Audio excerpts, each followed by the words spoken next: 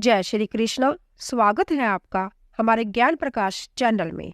आज हम आपको कार्तिक मास में नित्य सुनने वाली इल्ली और गुनिया की कथा सुनाएंगे।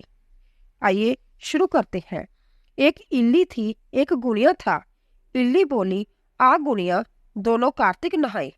गुनिया बोला, तू तो गिरी चौहारे में पड़ी रहती हो, तेरे में ताकत है, तू ही नहा ले। मैं तो मोट बाजरे में पड़ा रहता हूँ।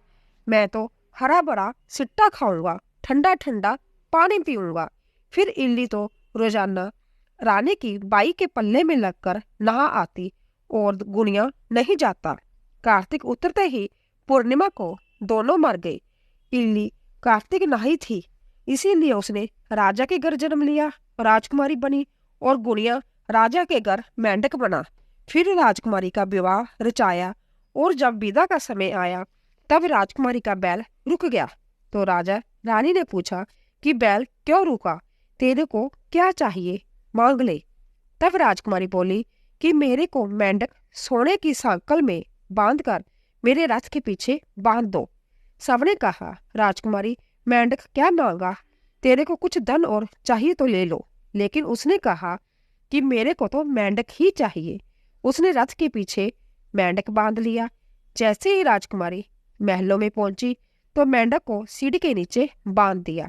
जब भी राजकुमारी सीढ़ियों से उतरती चढ़ती तो मेंढक कहता, ए चटको मटको श्याम सुंदरी, थोड़ा पानी पिला दे। मैं कहती थी कि तू कार्तिक नहा। एक दिन राजकुमारी की देवरानी जेठानी ने सुन लिया और सोचा कि राजा कोई रानी लाया है या जादूगर ने। उन्होंने राजकुमार से कहा कि तू रानी लाया है या जादूगर ने, जो आदमियों से तो बात नहीं करती और जानवरों से बात करती है। राजा ने कहा, जब तक आंखों से न देखूं, कानों से न सुनूं, मानूंगा नहीं। एक दिन राजा चुप कर बैठ गया। राजकुमारी महलों से उतरी तो फिर मेंढक ने वही कहा और रानी ने भी वही जवाब दिया। तब राजा तलवार लेकर खड़ा हो गया और कहा कि तू मेंढक से क्या बात करती है, सच्ची बात करती है, सच्ची सच्ची बता, नहीं तो तलवार से काट दूंगा। रानी बोली, पिछले जन्म में मैं तो एक इल्ली थी, जय गुनिया था। इसको मैंने कहा कि आज दोनों कार्तिक नहाए, जय तो नहाया नहीं और मैं नहा ली, इसीलिए हम दोनों पिछली बात करते हैं।